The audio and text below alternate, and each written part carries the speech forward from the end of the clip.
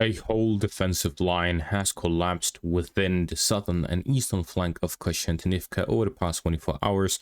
This is a disaster for Ukraine, as the Russians now have ended the encirclement of Ukrainian forces in the vicinity of Klebenbyk and the dam area here to the northwest of Toretsk. This has allowed the Russians to end an encirclement of Ukrainian forces which had been ongoing for months. It also allowed the Russians gain control over several fortified positions to the south of Pleshivka and allowed the Russians gain a foothold within the southern parts of the settlement. At the same time, the Russians advanced on the flank of Pleshivka and reached the outskirts of Ivanopilya, gaining control over several fortified positions in between that of Bilaura and Pleshivka. At the same time, the Russians have managed to gain control over Predeshina, the outskirts of the settlement, regaining full control of it. This leaves the Russians with one defensive line between their positions and Kostyantynivka itself from the eastern and southern directions. Welcome back to another update. It is your host WebUnion, and in this one there are numerous advances all across the front line, where the Russians have managed to advance in the northern section within the town of Kamyanka, in the eastern section near Kostyantynivka, to the north of Pokrovsk, and on the western flank of it, where the Russians have managed to gain a foothold in the coal mine area, which is essential for the defense of the city. The Russians also managed to advance in the eastern outskirts of the Dnipropetrovsk region, as well as the Zaporizhzhia region. Starting out in the Kostyantynivka direction with the most pressing updates, the Russians have managed to end the encirclement of Ukrainian forces in the Klebenbyk direction, and with this the Russians have physically encircled what remains south of the reservoir. This is a small grouping of Ukrainian forces, as the majority were centered around the fortifications, the dam area, and the remaining parts of the settlement of Klebenbyk, which remained under Ukrainian control. The Russians managed to capture the fortifications near the dam, as well as the fortifications up towards Pleshivka, following their foothold gained earlier within the settlement from the eastern flank, but with this the Russians have also secured the western flank and the southern flank of Pleshivka for a push towards the settlement. What remains between the Russian positions and Kostyantynivka is the remaining parts of Pleshivka, the settlement of Ivanopilya, and the residential areas, urban areas continues all the way up to Kostyantynivka from the south. At the same time, the Russians also have positions within the railway area, which has forest patches and lines all throughout both flanks all the way into the city. The Ukrainians do have numerous fortified positions, but the only stable defensive lines is on the outskirts of the city. The remaining parts the Russians have already outflanked from the eastern side. Therefore, the Ukrainians only have one defensive line remaining for the defense of the city.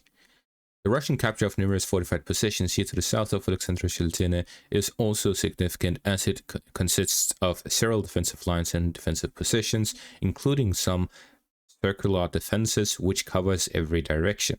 The Russians have managed to gain control over these fortifications, but there are still additional lines they need to cover. But with their positions within the Dacia area here to the east of Kostyantynivka, they are able to bypass these fortifications and flank them from the rear. The major issues the Russians are facing with the fighting here to the east, the strongest weapons the Ukrainians have available for the defense of the city, is the fact that the Russians are not present within the city. As long as the Russians aren't present within the city, they still have to cover some distance, and the supply lines are exposed. The road, the TO504 highway from Bakhmut to Kostyantynivka, is still a road that the Ukrainians can strike when the Russians are resupplying. This is why the developments here to the south are the most significant, because the Russians can supply their forces in Toretsk, build up their forces, and then push through the settlements along the railway line here to the south, all throughout the residential areas, all towards Pleshivka. Pushing through Pleshivka, they have the residential areas into the forest lines, into the residential area, and up to the additional residential areas, industrial areas, back to the railway line, and then up towards the city. They have covered the whole way from Toretsk all the way to Kostyantynivka. Similarly, the railway here to the south, near Delivka, also has the forest lines all the way up to the city. Therefore, the Russians have two stable and safe roads that they can use to advance towards the city. This requires complete capture of the residential areas to the south of Kostyantynivka and the remaining parts of the railway area for an entrance into the city. The Ukrainians know this, and that is why they can concentrate their defense in the south. The Russians had previously attempted to break through into the city from the eastern flank, but it was unsustainable as the Russians did not have proper supply lines that can go through and into the city as they have in the south that would allow them to properly build up their forces within the city. Instead, the Ukrainians have the Kostyantynivka line itself being mostly defensible, as it is consisting of multiple major cities and larger towns here within the Donetsk region. And that is why the Russian strategy is not to attack the Kostyantynivka line one by one, but instead to gain control over the flanks through the capture of Liman, Siversk, and Pokrovsk in the north, east, and south.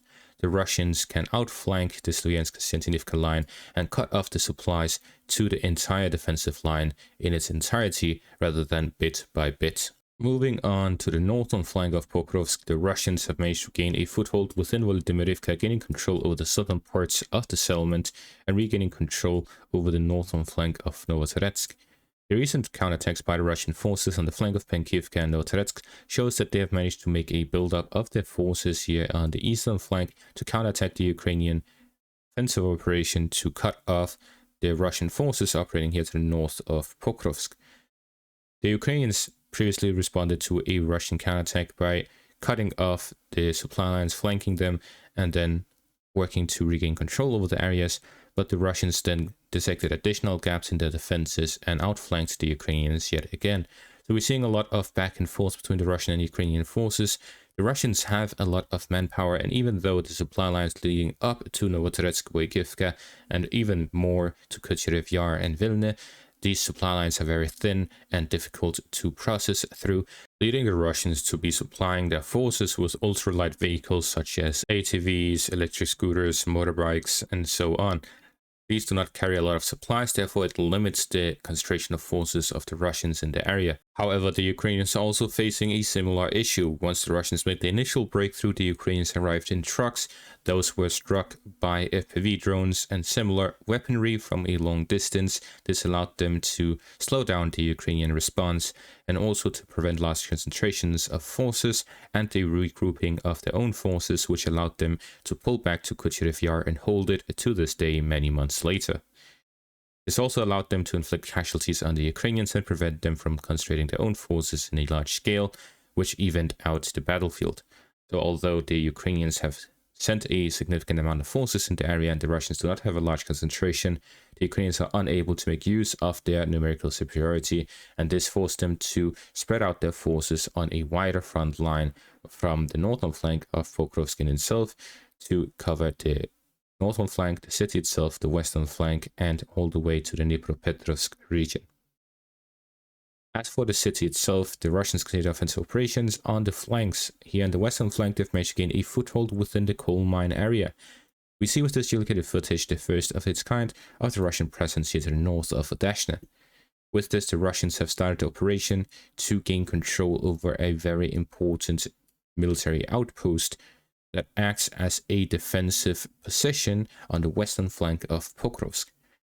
This position, if the Russians gain control of it, can act as a military outpost that will allow them to concentrate forces in the area to strike against the E50 highway from a wider front.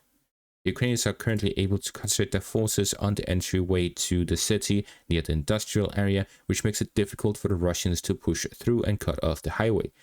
However, if the Russians are able to then concentrate their forces along the coal mine area and gain control over the fortifications on the western flank of the city outside of it, they'll be able to push through towards the railway line and up towards the E50 highway. This will not just cut off one of the main supply lines of the Ukrainians to the city, but will also completely secure the railway area near the TO406 highway and fully secure the TO406 highway into the city, strengthening the Russian supply lines within it. To the southwest of this, the Russians have also managed to gain a foothold within the settlement of Oleksivka. This is likely a push from the south through Verbove, as the Ukrainians have recently been active on the east in the direction of Sosnivka, Novoselivka, and Sichneve, where they're attempting to regain control over the positions here on the northern bank of the river line and along the river line itself. This is to reverse the situation along the defensive lines. The defensive lines are focusing in the southern direction. That means that they are powerful to the south and are vulnerable to the north. If the Ukrainians regain control over the northern flank, they'll be able to regain control over the fortifications by reversing the situation and the tactics of the Russians. However, this will also expose the western flank. A Russian push towards Oleksivka and a potential capture of the settlement will allow them to push in the direction of the Vovcha River line and outflank the Ukrainian forces, cutting off their supply lines to the south of the river line and striking any crossings across the river line, which will encircle the Ukrainian forces and cut them completely out of supplies. This Russian advance was geolocated by Ukrainian forces as one of their drones detected these Russian forces moving through the settlement. To the south of this, the Russians have managed to gain control over Novovasilivske, as well as the farm area to the southeast, getting control over this entire area as is geolocated with this footage here and this additional piece of footage here, which shows the Russian push from the fortified positions down towards the residential area here to the east of the Yanchur River. The Russians continued operations to gain full control over the settlements along the Yanchur River and the river line in its entirety, to gain control over the eastern flank for their continuous operations along the first line of defense here within the Zaporizhia region. So we're seeing continuous operations by the Russians along the first and second lines of defense within the Zaporizhia and Dnipropetrovsk region to outflank the entire Zaporizhia region, gaining control over these defensive lines.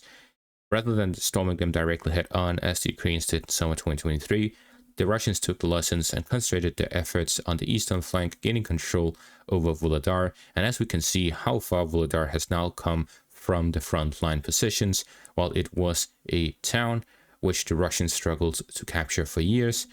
Following the fall of it, the Russians managed to gain control over a vast area and significant portions of Ukrainian fortifications, because losing the flank costs heavily in this war as the fortifications are pointing in one direction.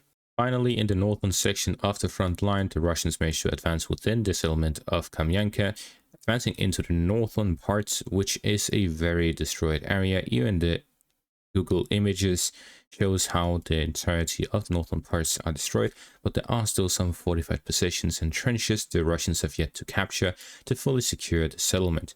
The Russians are here working on its flanks to outflank the positions of the Ukrainians, gain control over these fortifications, and secure the road from Kamyanka here in the east through towards Krasnopersia and down towards Tovarishna for offensive operations in the direction of the settlements of Fiholivka, Petroivanivka, Mitrofenivka, and Novovasilivka. And that is going to be all for this update. Thank you for watching. Make sure to leave a like, subscribe, check out my Patreon and YouTube membership for additional content. Thank you for watching and have a great day.